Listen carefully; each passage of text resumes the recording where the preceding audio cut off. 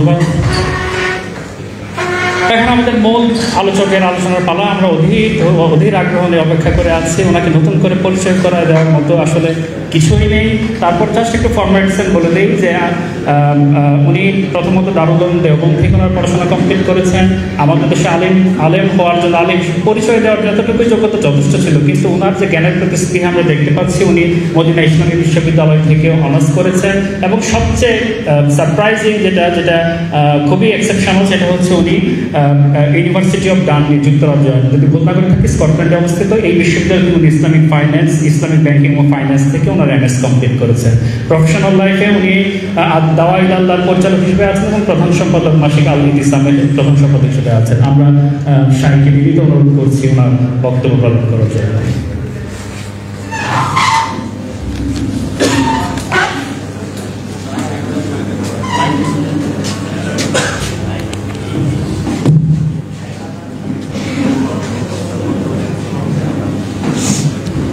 আসসালামু আলাইকুম ওয়া রাহমাতুল্লাহি ওয়া বারাকাতুহু। আলহামদুলিল্লাহি ওয়াহদাহু ওয়াস সালাতু ওয়াস সালামু আলা মান লা নাবিয়্যা বা'দ। প্রশংসা আল্লাহ সুবহানাহু ওয়া তাআলার জন্য, শান্তি অবতীর্ণ হোক মুহাম্মদ সাল্লাল্লাহু আলাইহি ওয়াসাল্লামের প্রতি। পিছনে অনেক ভাই দাঁড়িয়ে আছে, আমার মনে হয় আশেপাশে এগুলোতেও তো বসা যায় নাকি? সমস্যা নাই তো? কিছু ভাইয়েরা এসে সামনের এই সারিগুলোতে বসতে পারে, কষ্ট করে পিছনে না দাঁড়িয়ে থেকে আপনারা সামনে চলে আসেন, অন্তত 10 জনের মতো জায়গা হবে। আজকে আমাকে যে বিষয়ে বক্তব্য দেওয়ার জন্য এখানে নির্ধারণ করা হয়েছে, ছাত্র জীবনে সময়ের মূল্যায়ন ও সফলতা শীর্ষক। যদিও ইতিপূর্বে আমাদের বিশেষ অতিথিগণ এবং প্রধান অতিথিগণ অলরেডি সময়ের মূল্যের উপর অনেক সুন্দর, তথ্যবহুল, জ্ঞান গর্ভমূলক আলোচনা পেশ করেছেন, তারপরেও যেহেতু বিষয়টি প্রদান করা আছে, সেহেতু সংক্ষিপ্ত আকারে কিছু তুলে ধরার চেষ্টা করব ইনশাআল্লাহুল আজিজ। ওয়াল আসর ইন্নাল ইনসানা লাফি খুসর। সময়ের শপথ, নিশ্চয় প্রত্যেক মানুষ ক্ষতির মধ্যে নিমজ্জিত আছে। এই আয়াতটি বা এই সূরাটি যদি আপনি আরও সহজভাবে বুঝতে চান, তাহলে এভাবে বুঝুন, সময়ের শপথ, নিশ্চয় প্রত্যেক মানুষ সময় নষ্ট করে। ওয়াল আসর ইন্নাল ইনসানা লাফি খুসর। সময়ের শপথ, নিশ্চয় প্রত্যেক মানুষ ক্ষতির মধ্যে নিমজ্জিত আছে। আর আপনার বুঝার সুবিধার্থে আপনি স্পষ্টভাবে বুঝে নিতে পারেন, এবং এটি ভুল ব্যাখ্যা নয়, সঠিক ব্যাখ্যা। সময়ের শপথ, নিশ্চয় প্রত্যেক মানুষ কি করে? সময় নষ্ট করে। সময় নষ্ট করে না কারা? ইল্লাল্লাযীনা আমানু ওয়া আমিলুস সালিহাত ওয়া তাওয়াসাউ বিল হাক্কি ওয়া তাওয়াসাউ বিস সবর। সময় নষ্ট করে না তারা যারা ঈমান আনয়ন করে, সৎ কাজ করে, পরস্পরকে সত্যের দিকে দাওয়াত দেয়, পরস্পরকে ধৈর্যের দিকে দাওয়াত দেয়। তাহলে আপনি হয়তো মনে করতে পারেন যে আমার কি তাহলে বাংলাদেশ কৃষি বিশ্ববিদ্যালয়ে অধ্যয়ন সময় নষ্ট? শুধু কি তার সময়টুকুই কাজে লাগে যে সালাত আদায় করছে, যে কোরআন তেলাওয়াত করছে, আর বাকি সকলেই সময় নষ্ট করছে? আল্লাহ সুবহানাহু তাআলা এমন শব্দ ব্যবহার করেছেন যা খুবই ব্যাপক, যে সৎ আমল করে। আল্লাহ সুবহানাহু তাআলা যদি শুধু সালাত, সিয়াম, হজ, যাকাতকে বুঝাতেন, তাহলে তিনি বলতে পারতেন যে অত্যাধিক আমল করে। আপনি কোরআনে কোথাও পাবেন না যে আল্লাহ সুবহানাহু তাআলা জান্নাতে যাওয়ার জন্য অত্যাধিক আমলকে শর্তযুক্ত করেছে। প্রত্যেক জায়গায় আল্লাহ সুবহানাহু তাআলা শর্তযুক্ত করেছেন সৎ আমলকে। তো সৎ কাজ কোনটা? তো সৎ কাজ অত্যন্ত ব্যাপক। আপনি যদি বাংলাদেশ কৃষি বিশ্ববিদ্যালয়ে সততার সাথে পড়াশোনা করেন, এটিও সৎ কাজ। সততার সাথে শিক্ষকতা করেন, এটিও সৎ কাজ। বিষয়টা নির্ভর করবে আপনার নিয়তের উপর, বিষয়টা নির্ভর করবে আপনার কাজের সততার উপর। আপনি কি নিয়তে পড়াশোনা করছেন এবং আপনি সৎভাবে পড়াশোনা করছেন কিনা, কি নিয়তে শিক্ষকতা করছেন, সৎভাবে করছেন কিনা। আপনি ব্যবসা করলে কি নিয়াতে করছেন, সৎভাবে করছেন কিনা।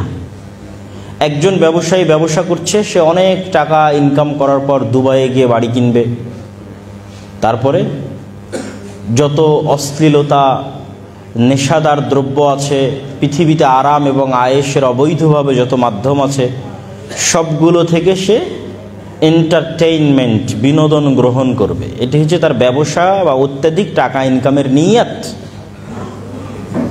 তাহলে অবশ্যই সে কি করছে, ইন্নাল ইনসানা লাফি খুসর, প্রত্যেক মানুষ সময় নষ্ট করতেছে, সে আসলে সময় নষ্ট করতেছে। আর যদি সে তার নিয়াত পরিবর্তন করে নেয় যে না, সে অত্যধিক ইনকাম করে দেশ ও জাতির উপকারের জন্য, আত্মীয় স্বজনের উপকারের জন্য, গরিব মিসকিনের উপকারের জন্য, ইয়াতিম অসহায়ের কল্যাণের জন্য, নিজের সন্তান সন্ততি এবং স্ত্রী পুত্রের কল্যাণের জন্য ব্যয় করবে, তাহলে অবশ্যই যদি সততার সাথে সে ব্যবসা করে থাকে তাহলে পুরো সময়টা তার কাজে লাগতেছে। এই জন্য ইবনুল কাইয়িম রাহিমাহুল্লাহ সময়ের গুরুত্ব বুঝাতে গিয়ে বলেছেন যে পৃথিবীতে বহু মানুষ 60 বছর, 70 বছর, 80 বছর, 100 বছর জীবন যাপন করবে, কিন্তু কিয়ামতের মাঠে দেখবে সে জীবন যাপন করেছে মাত্র 1 মাস, সে জীবন যাপন করেছে মাত্র 1 ঘন্টা, সে জীবন যাপন করেছে মাত্র কয়েক সেকেন্ড। এটি কিভাবে? ততটুকুই কাউন্ট হবে যতটুকু সৎ, বাকি সব তো সময় নষ্ট।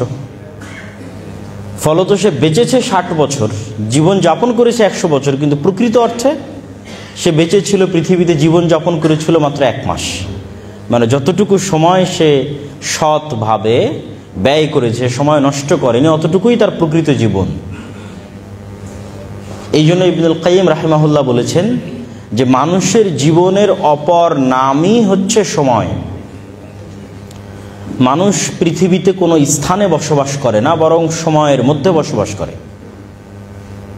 এই ময়মনসিংহ বাংলাদেশ কৃষি বিশ্ববিদ্যালয়ে 1964 সালে যিনি ছিলেন তিনি এখন নাই, কিন্তু এই বিশ্ববিদ্যালয় তো আছে, প্লেস তো আছে।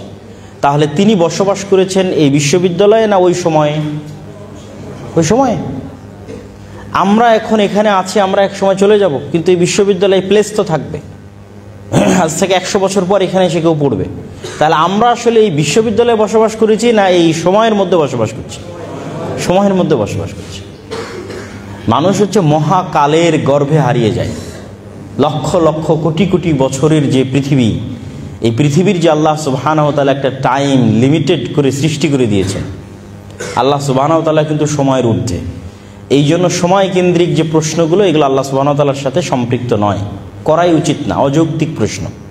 যে কেউ বলে লাইলাতুল কদর যদি এখানে হয় তাহলে ওখানে কিভাবে হবে, ইত্যাদি ইত্যাদি। আল্লাহ যদি নিচের আসমানে নেমে আসেন তাহলে ওখানে কিভাবে আসবেন? ভাই, আপনি যেটাকে দেখতেছেন রাত, এটা আপনার দৃষ্টিকোণ থেকে অত্যন্ত স্বল্প একটা পরিসরে। মহাশূন্য সম্পর্কে যারা জানে যে আমরা যেই পৃথিবী নামক গ্রহের মধ্যে বসবাস করছি, এখান থেকে যদি আমরা মহাশূন্যের দিকে যাত্রা করি তাহলে ধীরে ধীরে সৌরজগৎ পার হওয়ার পর ধীরে ধীরে গ্যালাক্সি, মিল্কি ওয়ে গ্যালাক্সি, সেটি পার হওয়ার পর এরকম আরও লক্ষ কোটি গ্যালাক্সি, ওই লক্ষ কোটি গ্যালাক্সির মধ্যে এরকম শত শত গ্রহ, উপগ্রহ, নক্ষত্র আছে যেগুলো পৃথিবীর মতো বা পৃথিবীর চাইতেও বড়। এবং বিজ্ঞানীদের আবিষ্কার অনুযায়ী তারাও জানে না যে মহাশূন্যের কত % তারা আবিষ্কার করতে পেরেছে, বাকি সব ডার্ক, অন্ধকার, তাদের আবিষ্কারের বাইরে। সুতরাং সময় বিষয়টি আমাদের সাথে অত্যন্ত আপেক্ষিক। এটির সাথে আপনি কখনোই আল্লাহ সুবহানাহু ওয়া তাআলার সত্তা এবং ইসলামের অন্যান্য যে গায়েব বা অদৃশ্যের যে খবরগুলো আছে সেগুলোকে সম্পৃক্ত করতে পারেন না। আল্লাহ সুবহানাহু ওয়া তাআলা একটা টাইম, আল্লাহ সুবহানাহু ওয়া তাআলার একটা সৃষ্টি, সময় আল্লাহর একটা সৃষ্টি। আল্লাহ এটিকে সৃষ্টি করে ছেড়ে দিয়েছেন, এটি এক সময় শেষ হয়ে যাবে। এটি যে সময় শেষ হয়ে যাবে তখন কিয়ামত হবে, এবং কিয়ামতের পরের যে সময় হবে সেই সময় আমাদের এই সময়ের 50,000 বছরের মতো একটা দিন হতে পারে। হাদিসের বিভিন্ন ভাষায় বোঝা যায়। সুতরাং সময়টা অনেক আপেক্ষিক। তা আমি যেটি বলছিলাম আর কি, যে আমরা বসবাস করি সময়ের মধ্যে, অতএব আমাদের জীবনের অপর নাম আসলে সময়। অতএব আমরা যতটুকু সময় কাজে লাগাই অতটুকুই আসলে আমাদের জীবন, আর যতটুকু আমরা কাজে লাগাই না অতটুকু আসলে আমাদের জীবন বা লাইফ নয়, বরং বৃথা, নষ্ট, অপচয়। তো সময়ের গুরুত্ব বুঝাতে গিয়ে বহু হাদিস রাসূলুল্লাহ সাল্লাল্লাহু আলাইহি ওয়াসাল্লামের পক্ষ থেকে আছে, সালাফে সালেহিনের পক্ষ থেকে বহু বক্তব্য আছে। যেমন রাসূলুল্লাহ সাল্লাল্লাহু আলাইহি ওয়াসাল্লামের একটা হাদিস, নি'মাতানি মাগবুনুন ফীহিমা কাসীরুম মিনান নাস আস-সিহহাতু ওয়াল ফারাগ। পৃথিবীতে এমন দুটি আল্লাহর নেয়ামত আছে যেই দুটি নেয়ামত সম্পর্কে অধিকাংশ মানুষ গাফেল থাকে, অসচেতন থাকে, মূল্যায়ন করতে পারে না। এক, আল্লাহর প্রদত্ত পৃথিবীর অনেক বড় একটি নিয়ামত হচ্ছে সুস্বাস্থ্য। আমরা যে এখন সুস্থ আছি, এটি কার নিয়ামত? আল্লাহ সুবহানাহু ওয়া তাআলার নিয়ামত। এটিকে মানুষ মূল্যায়ন করা জানে না, আল্লাহর নবী বলছেন। দুই, অবসর সময়কে মানুষ মূল্যায়ন করা জানে না। আল ফারাগ মানে অবসর সময়। এই জন্য অন্য একটি হাদিসে রাসূলুল্লাহ সাল্লাল্লাহু আলাইহি ওয়াসাল্লাম বলেছেন যে তোমরা 5টি বিষয়ের পূর্বে ইগতানিম খামসান ক্বাবলা খামসিন, 5টি বিষয়ের পূর্বে 5টি বিষয়কে তোমরা গুরুত্ব দাও। হায়াতাকা ক্বাবলা মাউতিক, মৃত্যুর পূর্বে জীবিত যে আছো এটিকে গুরুত্ব দাও, মূল্যায়ন করো।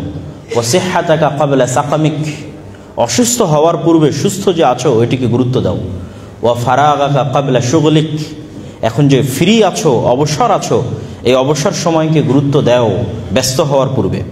ওয়া শাবাবাকা ক্বাবলা হারামিক, আর বৃদ্ধ হয়ে যাওয়ার পূর্বে যৌবন যে যুবক যে আছো এই যুবক সময়টাকে গুরুত্ব দাও। ওয়া গিনাকা ক্বাবলা ফাকরিক, আর হাতে যদি সচ্ছলতা থাকে তাহলে দারিদ্রতা আসার পূর্বে সেই সচ্ছলতাকে গুরুত্ব দাও। যদিও দিন শেষে এই প্রত্যেকটা বিষয় সময়ের সাথেই কানেক্টেড। আপনার যৌবন, আপনার বার্ধক্য সেটিও সময়ের সাথে কানেক্টেড। আপনার ব্যস্ততা, আপনার অবসর সেটিও সময়ের সাথে কানেক্টেড। তো সব কিছুই সময়ের সাথে সম্পৃক্ত। আপনার সুস্থ আছেন, অসুস্থ হবেন, সবই সময়ের সাথে সম্পৃক্ত। তারপরও রাসূলুল্লাহ সাল্লাল্লাহু আলাইহি ওয়াসাল্লাম ভিন্নভাবে এই 5টি জিনিসকে মূল্যায়নের জন্য আমাদেরকে বলেছেন। আর সময়ের মধ্যে পৃথিবীর সবচেয়ে গুরুত্বপূর্ণ সময়, যেই সময়টা কখনোই অলসতায় কাটানো উচিত নয়, সেটি হচ্ছে ফজরের পরের সময়। রাসূলুল্লাহ সাল্লাল্লাহু আলাইহি ওয়াসাল্লাম বলেন, আল্লাহ সুবহানাহু তাআলা আমার উম্মতের জন্য বরকত রেখেছেন ফি বুকুরিহা, সকালে। আমার উম্মতের জন্য আল্লাহ সুবহানাহু তাআলা বরকত রেখেছেন কখন? সকালে। এই জন্য সালাফে সালেহিনের পক্ষ থেকে বর্ণিত আছে যে লা ইয়ানামুনা বা'দা সালাতিল ফজর। কোন সালাফে সালেহিন মানে অতীতে চলে যাওয়া বড় বড় আলেম ওলামাগণ, তারা কখনোই ফজরের সালাতের পর ঘুমাতেন না। যদি কখনো লম্বা সফর বা রাত জাগার মতো কোনো কাজ করতেন তাহলে ফজরের সালাতের পর ইয়ান্তাজিরুনা ইলা তুলুইশ শামস, ফজরের সালাতের পর অপেক্ষা করতেন সূর্য ওঠা পর্যন্ত। সূর্য উঠলে ঘুমিয়ে যেতেন। মানে কারো যদি বিশ্রামের দরকার হয় সকালে, তাহলে সে ফজরের পর কি উঠা পর্যন্ত অপেক্ষা করবে? সূর্য ওঠা পর্যন্ত অপেক্ষা করবে। কিন্তু দেখবেন যে আমাদের লাইফস্টাইল, পুরো মুসলিম উম্মার লাইফস্টাইল চেঞ্জ হয়ে গেছে। পাশ্চাত্য বা ওয়েস্টার্ন কালচার কর্তৃক প্রভাবিত হয়ে আমরা দিন দিন, এবং মোবাইলের মতো ডিভাইসের সাথে আমাদের যে অ্যাডিকশান, আসক্তি, এই আসক্তির কারণে আমরা রাতকে গভীর থেকে গভীরতর করছি। আর সকালে অবশ্যই শতভাগ ছাত্রের কত পার্সেন্ট ছাত্র সকালে ফজরের পর জেগে থাকে আল্লাহ সুবহানাহু ওয়া তাআলা ভালো জানে, বা পুরো মুসলিম উম্মার একই অবস্থা। অথচ ঘুমানোর সুন্নাতের ক্ষেত্রে রাসূলুল্লাহ সাল্লাল্লাহু আলাইহি ওয়াসাল্লাম বলেছেন যে এশার পরে কোনো কথা হবে না, এশার পরে ঘুমিয়ে যেতে হবে। আমরাও বিজ্ঞানী যারাই, যে কোনো, এখানে ডাক্তারও বক্তব্য দিয়েছেন, তাদের কাছে জিজ্ঞেস করতে পারেন। যে কোনো ডাক্তারের কাছে গেলে ডাক্তারেরা আপনাকে সকাল সকাল ঘুমানোর পরামর্শ দেবে। মানুষের ঘুমের সবচেয়ে গভীর সময়টা রাত 9টা, 10টা, 11টার মধ্যে পার হয়ে যায়, এবং ওই রাতে আগে ওঠার জন্য বলবে। আর এটি সবচেয়ে স্বাস্থ্যসম্মত। আমাদের নবী মুহাম্মদ সাল্লাল্লাহু আলাইহি ওয়াসাল্লাম এশার পর দ্রুত ঘুমিয়ে যেতেন, আর ওই রাতে আগে উঠতেন। আগে উঠে তাহাজ্জুদের সালাত আদায় করতেন। তাহাজ্জুদের সালাত বা রাতে উঠে সালাত 2 রাকাত হলেও মানুষের জীবনে বৈপ্লবিক পরিবর্তন ঘটাতে পারে। মানুষ যদি পৃথিবীর মহা থেকে মহা সফলতম কাজ করতে চায় এবং আল্লাহ সুবহানাহু ওয়া তাআলার রহমত এবং বরকতের সাথে করতে চায় এবং সফল হতে চায়, তাহলে সে রাতের শেষ অংশের কোনো বিকল্প নেই। যেটি আল্লাহ সুবহানাহু ওয়া তাআলা তার রাসূলকে উদ্দেশ্য করে বলেছেন যে অচিরেই আমরা আপনার প্রতি কওলান সাকিলা, অনেক ভারী একটি কিতাব আপনার প্রতি অবতীর্ণ করব। ফাতাহাজ্জাত বিহি নাফিলাতাল লাক, অচিরেই আল্লাহ সুবহানাহু ওয়া তাআলা আপনাকে গুরু দায়িত্ব প্রদান করবেন। ওই গুরু দায়িত্ব পালন করার জন্য আপনার জন্য হালকা হয়, সহজতর হয়, এই জন্য আপনি অভ্যাসী হন রাতে সালাত আদায় করতে। অল্প থেকে অল্প পরিমাণ আপনি রাতে সালাত আদায় করতে অভ্যাসী হন, যাতে আল্লাহ আপনার প্রতি যে বিশাল কিতাব অবতীর্ণ করছে সেটি বহন করা, এটি মানুষের মাঝে প্রচার করা এবং রিসালাতের এই গুরু দায়িত্ব পালন করা আপনার জন্য যাতে সহজ হয়। এবং বর্তমান পৃথিবীতেও যারা সাকসেসফুল সফল মানুষ আছে তাদের অধিকাংশের 90% অধিকাংশের আপনি ঘুম থেকে উঠার ডাটা যদি চেক করেন গুগলে সার্চ দিয়ে যে তারা কখন ঘুম থেকে ওঠে, তাহলে আপনি দেখবেন যে বেশিরভাগ আপনাদের সেকুলার দৃষ্টিভঙ্গি অনুযায়ী যাদেরকে আমরা সাকসেসফুল মনে করছি, ইসলামিক পয়েন্ট অফ ভিউ থেকে নয়, সেকুলার পয়েন্ট অফ ভিউ থেকে যাদেরকে সাকসেসফুল মনে করছি দুনিয়াবী জীবনে, তারাও তাদের রুটিনে সকালে উঠাকে গুরুত্ব দেয়।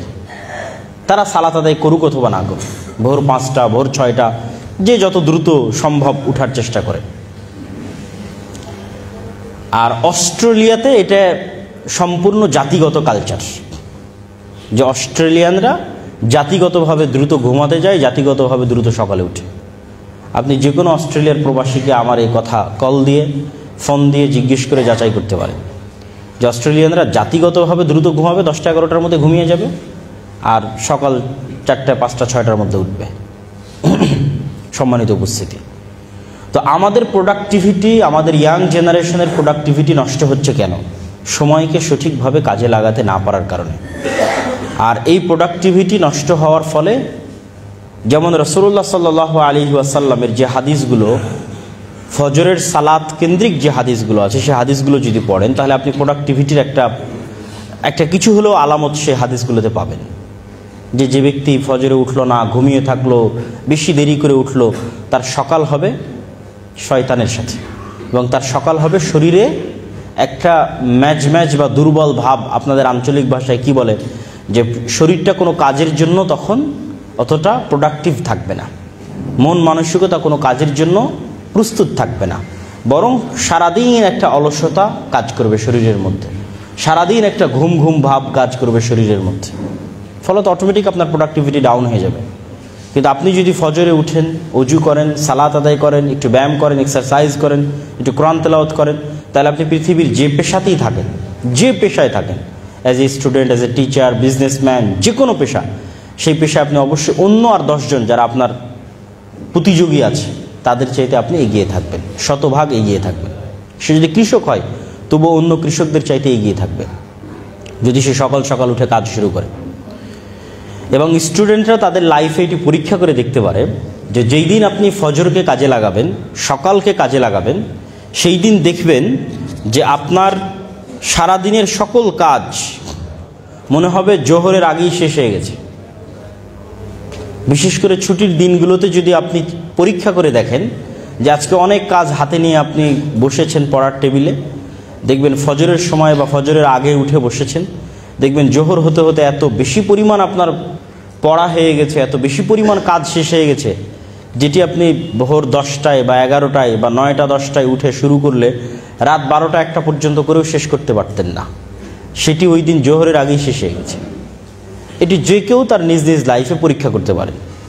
সম্মানিত উপস্থিতি, তাহলে আমাদের সময়ের গুরুত্ব শীর্ষক এই সংক্ষিপ্ত আলোচনার যে সামারি বা সারমর্ম যদি আমরা দাঁড় করাই, সেটি হচ্ছে আমাদের জীবনের অপর নাম সময়। প্রত্যেক মানুষ সময় নষ্ট করে, তবে তারাই সময় নষ্ট করে না যারা এই সময়কে কাজে লাগায়, এবং কিয়ামতের মাঠে কাজে লাগানো সৎ আমল যারা করবে ততটুকুই কাউন্ট হবে, সেটি 1 মাস 1 বছর 2 বছর হতে পারে। সুতরাং আমরা কতটুকু কাজে লাগাচ্ছি, আমাদের সময়কে কতটুকু প্রোডাক্টিভ ওয়েতে ইউজ করতেছি, সেটি আমাদের উপর আল্লাহ সুবহানাহু ওয়া তাআলার পক্ষ থেকে অনেক বড় একটি আমানত, জিম্মেদারি এবং দায়িত্ব। আমাদের বহু সালাফে সালেহিন সময়কে গুরুত্ব দিয়েছেন। গুরুত্ব দেওয়ার কারণে তারা সময়ে বরকত পেয়েছেন। সময়ের বরকত কিন্তু ভিন্ন জিনিস। যেমন ইমাম তবারি, একজনের নাম বলি, ইমাম তবারি রাহিমাহুল্লাহ, যার তাফসিরে তাবারি আছে, যার তারিখ আর তাবারি আছে, তার যত লিখিত গ্রন্থ আছে আপনি যদি এখন জমা করেন তো আপনার ব্রেন এটা ধরবে না, যে ব্রেন কাজ করবে না যে ওনার লাইফকে যদি আপনি ওনার বইয়ের পাতা অনুযায়ী ভাগ দেন, একদম জন্মের পর থেকে ধরেও যদি উনি যত পৃষ্ঠা লিখেছে অত পৃষ্ঠাকে ওনার লাইফের প্রতিটা দিন অনুযায়ী ভাগ দেন, তবুও দিনে যত পৃষ্ঠা পড়ে মানুষ সকল কাজ বাদ দিয়ে, খাওয়া দাওয়া নামাজ কালাম সব কিছু বাদ দিয়েও যদি লেখে তবুও লিখতে পারবে না। এটা একজন ইমামের নাম বললাম, তার বই প্রকাশ করা একক একজন লাইব্রেরির পক্ষেও হিমশিম খেতে হবে, যে তার সকল বই একক একজন লাইব্রেরির মালিক প্রকাশ করবে। 300 থেকে 350 বইয়ের লেখক তিনি। তাহলে কিভাবে তিনি সময়কে কাজে লাগাতেন, তার সময় কিভাবে কাজে লাগতো, কিভাবে তিনি সময়ের বরকত পেয়েছেন। আমাদের নবী মুহাম্মদ সাল্লাল্লাহু আলাইহি ওয়াসাল্লাম তার 23 বছরের জীবনে কিন্তু পরিপূর্ণ বরকতে পরিপূর্ণ। পৃথিবীর ইতিহাসে এত অল্প সময়ের মধ্যে এত বিশাল বিপ্লব কেউ সাধিত করতে পারেনি, এবং এত প্রভাব বিস্তারকারী বিপ্লব যে পৃথিবীতে এত দীর্ঘকালব্যাপী এতটা প্রভাব ধরে রাখবে, অথচ মাত্র সময় মাত্র 23 বছর। তো সময়ের বরকত সম্পূর্ণরূপে ভিন্ন জিনিস। এই সময়ের বরকতটা পেতে হলে আপনাকে টাইম ম্যানেজমেন্ট করা শিখতে হবে। আর টাইম ম্যানেজমেন্টের জন্য 5 ওয়াক্ত সালাতের বিকল্প পৃথিবীতে নাই। যে টাইম ম্যানেজমেন্টের যত টাস্ক, যত টুলস, যত পদ্ধতি, যত ওয়ে যাই বলেন না কেন, 1 নম্বরে থাকবে 5 ওয়াক্ত সালাত, যদি কেউ প্রপারলি সেটিকে প্রয়োগ করতে পারে। প্রত্যেক ওয়াক্তের সালাত আপনার জন্য একটা রিমাইন্ডার হিসেবে কাজ করবে। আপনি হয়তো ক্রামবোর্ড খেলায় ব্যস্ত আছেন, হয়তো কোনো একটা দেখা যাচ্ছে বাংলাদেশ ক্রিকেট বা এরকম কোনো একটা ফুটবল খেলা হয়তো দেখছেন, কিন্তু আপনি সালাতকে টপ প্রায়োরিটি দেন। যদি এই কাজগুলো ঠিক না, কিন্তু দেখবেন ওই যে সালাতের জন্য আপনি উঠে গেলেন, সালাতটা না থাকলে আপনি এটা ঘন্টার পর ঘন্টা দেখতেই থাকতেন। হয়তো নেটফ্লিক্সে কোনো মুভি দেখছেন, ঘন্টার পর ঘন্টা দেখতেই থাকছেন, সময় নষ্ট হয়ে যাচ্ছে, আপনি বুঝতে পারছেন। কিন্তু সালাতকে যদি টপ প্রায়োরিটি দেন, তাহলে প্রত্যেক ওয়াক্ত সালাত আপনার জন্য রিমাইন্ডার যে আমি এতক্ষণ কী করছিলাম, এখন কি করব। এই প্রশ্নটা করার অন্তত সময় এবং সুযোগ আপনি নিজেকে পাবেন। শয়তান কিন্তু চায় যে আপনি যেন কখনোই নিজেকে এই প্রশ্নটা করার সুযোগ না পান। এটি শয়তানের চাওয়া, যে আপনি কি করছেন, কি করবেন, এই প্রশ্নটা নিজেকে করার সুযোগ যেন আপনি না পান। এই জন্য শয়তান সারা পৃথিবীকে চাকচিক্য দিয়ে সাজিয়ে রেখেছে। অমাল হায়াতুদ দুনিয়া ইল্লা মাতাউল গুরুর। আর সেই চাকচিক্য, এন্টারটেইনমেন্ট, বিনোদনের রাস্তা এখন পৃথিবীতে আরও বেশি হয়ে গেছে।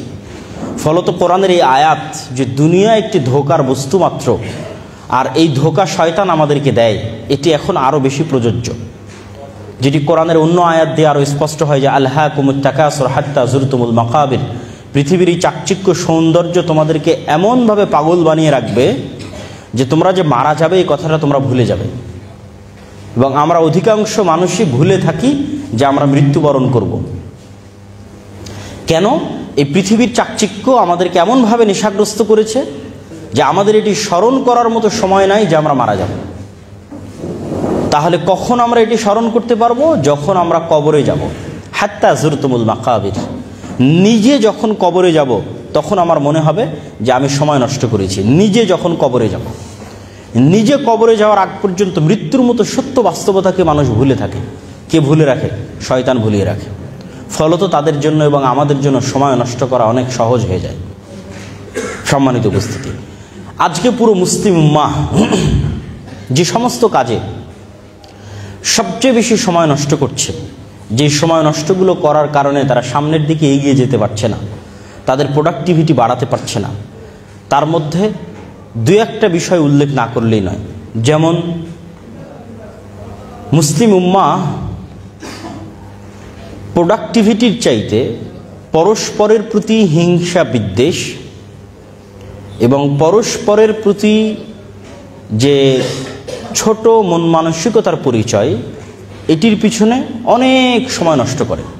ব্যাকবাইটিং, গিবত, আড্ডা, আলোচনা, গালিগালাজ, বিশেষ করে গণতান্ত্রিক রাজনীতির কারণে মুসলিম উম্মার মধ্যে এই স্বভাবটি ব্যাপকভাবে ভাইরাসের মতো ছড়িয়ে পড়েছে, এবং এটিতেই আমরা সবচেয়ে বেশি সময় নষ্ট করি।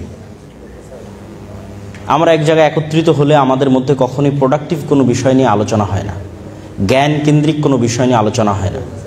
শুধু সেকুলার নয়, যারা মুসলিম প্র্যাকটিসিং তাদের মধ্যেও যখন তারা একত্রিত হয় তখন তারা কোরআনের একটা আয়াত নিয়ে আলোচনা করবে, হাদিসের একটা অনুবাদ নিয়ে আলোচনা করবে, তাফসির নিয়ে আলোচনা করবে না। আজকে কি বলল, কার বিরুদ্ধে কে কোথায় কি লিখলো, বাস এগুলো নিয়ে আলোচনা এবং এগুলোর পিছনে সময় নষ্ট। ফলত প্রকৃত কাজে সে কখনোই মনোযোগ দিতে পারে না, জাতি গঠনমূলক কাজে সে কখনোই কোনো ভূমিকা রাখতে পারে না। এবং মুসলিমদের পিছিয়ে থাকার অন্যতম একটি বড় কারণ হচ্ছে এই অন্তর্দ্বন্দ্ব, অন্তর্কলহ, পারস্পরিক হিংসা এবং বিদ্বেষ।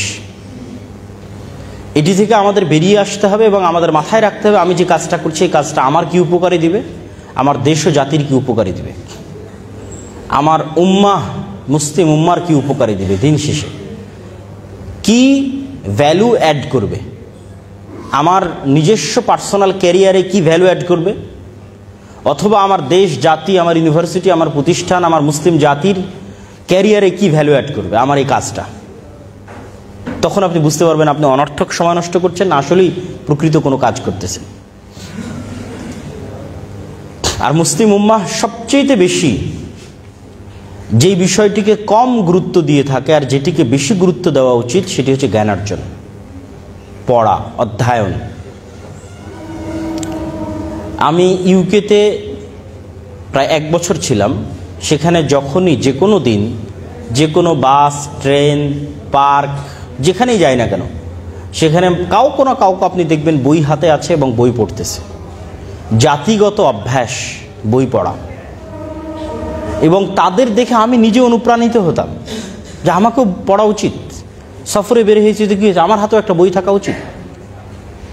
এবং অনেক বই আমি ওই ইউকেতে থাকা অবস্থায় গাড়িতে, ট্রেনে, বিমানে পড়তে পড়তে শেষ করেছি। কিন্তু বাংলাদেশে আসার পর বাংলাদেশে এখন পর্যন্ত কোথাও চোখে পড়েনি যে আরেকটা মানুষ বই পড়তেছে। ফলত আমার মধ্যে থেকেও স্বভাবটা হারিয়ে গেছে, চলে গেছে। তাহলে মুসলিমরা কি পরিমাণ ওই ধরনের ফাউল কাজে সময় নষ্ট করে যে কাজের আসলে দিন শেষে কোনো উপকার নাই। জ্ঞান অর্জন তো প্রকৃত ইনভেস্টমেন্ট।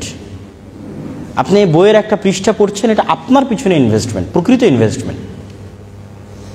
কেউ বই পড়া ছাড়া জীবনে বড় হতে পারেনি, হওয়া সম্ভব নয়। যেটি আমাদের অতীতের এক বক্তা বলে গেলেন যে আমাদের কোরআন শুরুই হয়েছে ইকরা, পড়ো, পড়া দিয়ে শুরু হয়েছে। এবং মুসলিমরা একসময় জ্ঞান বিজ্ঞানের শীর্ষস্থানে ছিল। অক্সফোর্ড বিশ্ববিদ্যালয় প্রতিষ্ঠা হওয়ার 500 বছর পূর্বেও স্পেনের কর্ডোভায় মুসলমানদের বিশ্ববিদ্যালয় ছিল, গবেষণাগার ছিল, জ্ঞান বিজ্ঞানের চর্চা ছিল। যারা স্পেনে যাওয়া, যাদের পক্ষে সম্ভব হবে, তারা গিয়ে দেখে আসতে পারেন। মুসলমানদের সেই ইতিহাস এবং ঐতিহ্যের চিহ্ন এবং আলামত এখনও থেকে গেছে। বাগদাদে বাইতুল হিকমার সেই লাইব্রেরি, জ্ঞান বিজ্ঞান চর্চার সেই লাইব্রেরি মুসলমানদের অতীত ঐতিহ্যের প্রমাণ বহন করে। কিন্তু মুসলমানেরা সেই জ্ঞান চর্চা হারিয়ে ফেলেছে এবং এমন সব অনর্থক কাজে লিপ্ত হয়েছে যেই প্রত্যেকটা কাজ সময় নষ্ট। ওয়াল আসর ইন্নাল ইনসানা লাফি খুসর, যে প্রত্যেক মানুষ সময় নষ্ট করতেছে। আমরা মুসলিমরা এই যুগে সবচেয়ে বেশি সময় নষ্ট করতেছি, ফলত আমরা পৃথিবীতে সবচেয়ে পিছিয়ে। কিন্তু আমাদের অতীত সালাফে সালেহিন তারা সময় নষ্ট করেননি। এখন যারা জ্ঞান বিজ্ঞানে এগিয়েছে তাদের মধ্যে আর আমাদের মধ্যে একটা পার্থক্যের কারণে যারা এখন জ্ঞান বিজ্ঞানে এগিয়ে আছে তারা আমাদের জন্য কল্যাণকামী হতে পারছে না। কিন্তু মুসলিমরা যখন জ্ঞান বিজ্ঞানে এগিয়েছিল তখন তারা কল্যাণকামী ছিল।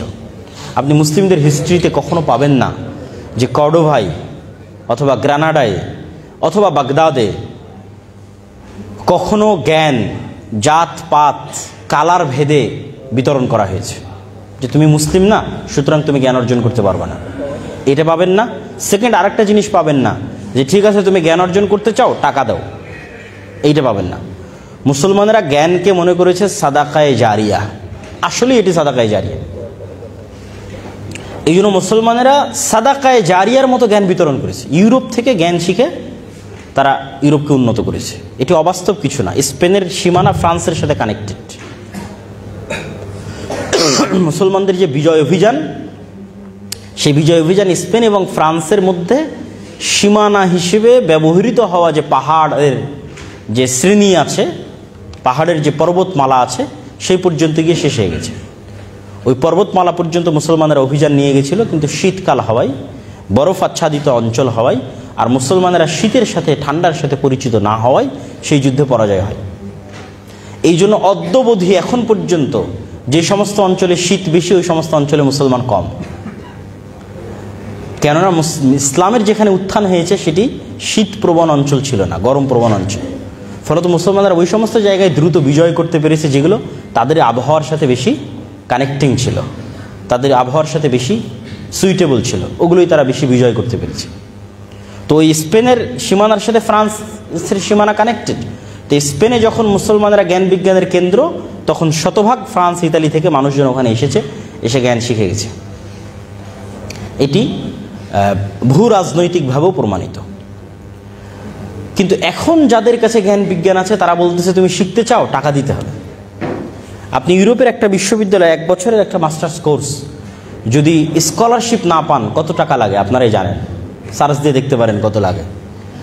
বাংলাদেশের ইউনিভার্সিটির র্যাঙ্কিং অনুযায়ী 30, 32, 40, 45, 50 লক্ষ পর্যন্ত লাগতে পারে অনলি 1 বছর। 1 বছরের জন্য আপনি তাদের কাছে শিখতে যাবেন, এত টাকা আপনাকে পে করতে হবে। তাহলে কি পরিমাণ নলেজকে তারা কুক্ষিগত করে রেখেছে। মুসলমানদের কাছে যখন নলেজ ছিল তারা এটা কুক্ষিগত করেনি, তারা এটি পৃথিবীকে সাদাকায়ে জারিয়া হিসেবে বিতরণ করেছে। তো আমরা যেটি বলছিলাম, তো এই কুক্ষিগত করার পিছনের আমাদেরও দায় আছে। কেন? আমরা সময় নষ্ট করি। আমরা মুসলমানেরা আমাদের সময়কে প্রোডাক্টিভ ওয়েতে কাজে লাগাই না, কিন্তু তারা লাগায়। আপনি যদি কাউকে দেখে শিক্ষা না পান তাহলে অবশ্যই ইহুদিদেরকে দেখে আপনি শিক্ষা নিতে পারেন। আমি প্রায় বক্তব্যে ইহুদিদের কথা বলি, তার মানে আমি ইহুদিদের প্রশংসা করছি না। ইহুদিদেরকে আল্লাহ সুবহানাহু ওয়া তাআলা কোরআন মাজিদে বলেছেন তারা অভিশপ্ত জাতি। কতটা জঘন্য নিকৃষ্ট জাতি হলে বাশার আল আসাদ পালিয়ে যাওয়ার পর এখন পর্যন্ত 500টার মতো স্থাপনায় ইসরায়েল হামলা চালিয়েছে। পৃথিবীর কারো অনুমতি লাগেনি, পৃথিবীর কাউকে জিজ্ঞাসা করা লাগেনি। তাহলে দুনিয়াকে তারা কি পরিমাণ মগের মুল্লুক মনে করে যে অন্য একটা দেশের সীমানায় without any question, without any permission, না জাতিসংঘ না আমেরিকা, গত 24 ঘন্টায় 500-র অধিক স্থাপনায় হামলা চালিয়েছে। কি পরিমাণ উগ্র এবং কি পরিমাণ অভিশপ্ত হলে এটি হতে পারে। কিন্তু তাদের প্রশংসা করছি বা তাদের কাছে শিখার কথা বলছি কোন জায়গায়, যে পৃথিবীর বাস্তব রহস্য খ্রিস্টানরাও জানে না। এই জন্য আপনি খ্রিস্টানদেরকে পাবেও যেতে দেখবেন, বারেও যেতে দেখবেন। পাবে গিয়ে জুয়া খেলবে, বারে গিয়ে মদ পান করবে। 1 সপ্তাহে যা ইনকাম করবে 2 দিনের উইকেন্ডে তা শেষ করে দিবে গার্লফ্রেন্ডের পিছনে বা আর যে কারো পিছনে। মানে তাদের কাছে পৃথিবীর বাস্তবতা সম্পর্কে তারা অজ্ঞ। এই জন্য আল্লাহ তাদেরকে বলেছে ওয়ালাদ্দাল্লিন। ফলত আপনি তাদের সাথে উঠা বসা করলে আপনি কিছু প্রশ্নবিদ্ধ হবেন না। আপনার মনে হবে যে আমি তো যেমন লাইফ লিড করছি সেও তো তেমন লাইফ লিড করছে। বাট যখন আপনি একটা ইহুদির কাছে যাবেন, আপনার হালালের বিধিবিধানের চেয়ে তোর হালালের বিধিবিধান কঠোর। ও আপনার দেওয়া খাবারও খাবে না, বলবে এটা হালাল না। কি পরিমাণ ওর দিনকে কঠোরভাবে মানতে পারে আপনি একটা ইহুদির সাথে না মিশলে বুঝবেন না। আপনি দাঁড়িয়ে রাখতে হেজিটেট ফিল করেন, ও চুল পরিমাণ হেজিটেট ফিল করেন। ভাই যে গত 24 ঘন্টায় 500টা জায়গায় বম মারতে হেজিটেট করেনি, ও দাঁড়িয়ে রাখতে হেজিটেট করবে, চুল পরিমাণ হেজিটেট করে না। কিন্তু আপনি দাঁড়িয়ে হয়ে আমাকে মনে হয় জঙ্গি বলবে, সন্ত্রাসী বলবে। তাহলে কি পরিমাণ হীনম্মনতায় ভুগে মুসলিম উম্মাহ আপনি কল্পনা করতে পারবেন না একটা ইহুদির সাথে যখন মিশবেন, যে সে কি পরিমাণ কট্টর হতে পারে, কি পরিমাণ অ্যাগ্রেসিভ হতে পারে তার নিজের দিনের উপর, তার নিজের বিশ্বাসের উপর। এবং ওর কাছে পৃথিবীর বাস্তবতা ভিন্ন। ওই আর একটা খ্রিস্টানের মতো না যে খাবো দাবো ফুর্তি করবো শেষ করবো, এটা না। নির্দিষ্ট একটা লক্ষ্য আছে, নির্দিষ্ট একটা উদ্দেশ্য আছে। পৃথিবী জয় করতে হবে, পৃথিবী শাসন করতে হবে। আমরা একমাত্র পৃথিবীর প্রভু, আমরা হচ্ছে চোজেন বাই দ্য গড, আল্লাহ কর্তৃক বাছাইকৃত, বাকি সব আমাদের গোলাম। নাউজুবিল্লাহ মিন যালিক। এই জন্য বাকি কাউকে হত্যা করা গুনাহ মনে করে না। তো কিন্তু ওদের কাছে গেলে আপনি ধাক্কা খাবেন। ইহুদিদের কাছে গেলে আপনার মনে প্রশ্ন আসবে যে সারা পৃথিবী থেকে আমাকে শেখানো হলো যে আমার সন্তান হতে হবে, ছেলে হোক মেয়ে হোক 2টি, কিন্তু প্রত্যেকটা ইহুদির কেন 7টা 8টা 10টা করে সন্তান? প্রশ্নবিদ্ধ হবেন, আরও বহু ধাপে ধাপে প্রশ্নবিদ্ধ হবেন। সারা পৃথিবীর প্রত্যেকটা স্কুলে, এমনকি ইংল্যান্ডের প্রত্যেকটা স্কুলে LGBT শেখানোর জন্য সিলেবাস দেওয়া আছে, অর্থ ব্যয় করা হচ্ছে, কিন্তু কোনো ইহুদি স্কুলে LGBT নাই। কেন নাই? সারা পৃথিবীতে তারা সুদি কারবার করতেছে, তারা নিজেরা নিজেদের মধ্যে কেন সুদি লেনদেন করে না? এরকম অসংখ্য প্রশ্ন আপনি পাবেন যখন তাদের সাথে আপনি উঠা বসা করবেন। তখন আপনি বুঝতে পারবেন যে কেন আপনাকে আপনার দিনের উপর কট্টর হতে হবে। মুসলমানরা যদি বেশি সেকুলার হতে চায়, এখন যে পরিমাণ যে সেকুলার দেখায় নিজেদেরকে যে আমরা অনেক উদার, আমার এক গালে মারলে আমরা আর এক গাল পেতে দেই, ঠিক আছে ভাই এ গালও একটু মেরে নেন, এইটা দিয়ে সামনের পৃথিবী চলতে পারবেন না। আপনার পার্শ্ববর্তী দেশ একটা ভ্রান্ত মতবাদের উপর কট্টর, যে কোনো প্রকার লজিকে এটি ভ্রান্ত। সেই ভ্রান্ত মতবাদের উপর সে কট্টর।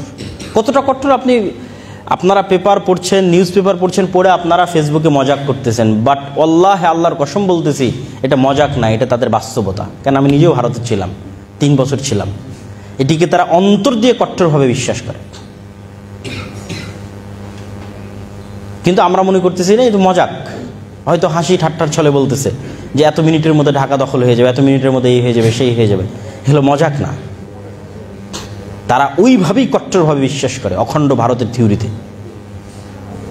ঠিক ইহুদিরা তাদের নিজ দিনের উপর কট্টর, এবং বহু ইউরোপিয়ান কান্ট্রিতে ডানপন্থী কট্টর খ্রিস্টানেরা ক্ষমতায় আসতেছে। তাহলে সারা পৃথিবী যাচ্ছে তার নিজ নিজ দিনের কট্টরতার দিকে। আপনার পার্শ্ববর্তী প্রতিবেশী ওপেন তার দিনের উপর কট্টর, কিন্তু আপনি সেকুলার সেকুলার সেকুলার সেকুলার। আপনি টিকতে পারবেন না, পরাধীন হয়ে যাবেন। আপনি স্বাধীন থাকতে হলে আপনাকে অবশ্যই আপনার দিনের উপর কট্টর হতে হবে, এবং এটাতে ভয় পাওয়া যাবে না, কম্প্রোমাইজ করা যাবে না। এটা কম্প্রোমাইজ করা হচ্ছে গোলামদের স্বভাব। আমরা যেহেতু 190 বছর ব্রিটিশদের গোলামি করেছি, ফলত ওইটা আমাদের রক্তে রক্তে মিশে আছে। তো সম্মানিত উপস্থিতি, আমি আমার বক্তব্য দীর্ঘায়িত করতে চাই না, আমি 2-1 মিনিটের প্রশ্ন উত্তরের জন্য দিতে চাই। সংক্ষিপ্ত আলোচনায় যেটি বোঝাতে চাইলাম যে সময়ের গুরুত্বের বিষয়ে আমাদের কোরআনে, আমাদের হাদিসে যেই পরিমাণ আয়াত এবং হাদিস আছে, আমাদের অতীত সালাফে সালেহীন যে পরিমাণ সময়কে কাজে লাগিয়েছে, এখনকার মুসলিম উম্মাহ সবচেয়ে বেশি সময় নষ্ট করতেছে, না দিনই না দুনিয়াবি। আমরা দুনিয়াবি জগতেও পিছিয়ে। আপনি বাংলাদেশের শিক্ষার সাথে ভারতের শিক্ষার তুলনা করেন।